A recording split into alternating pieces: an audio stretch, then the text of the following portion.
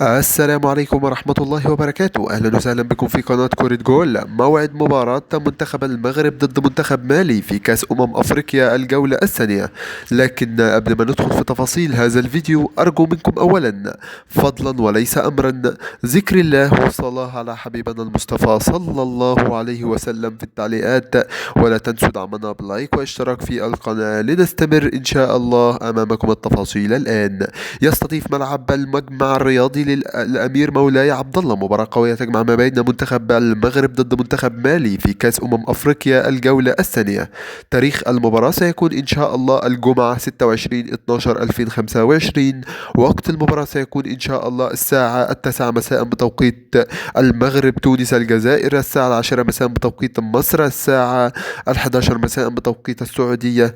أما عن القنوات الناقلة فقناة بين سبورت ماكس 1 والمعلق هو جواد بدة، وبين سبورت ماكس 2، وبين سبورت ماكس 3، والمعلق هو جواد بدة. أما عن الترتيب فيأتي في المركز الأول المغرب ب3 نقاط، ويأتي مالي في المركز الثاني بنقطة واحدة فقط لا غير.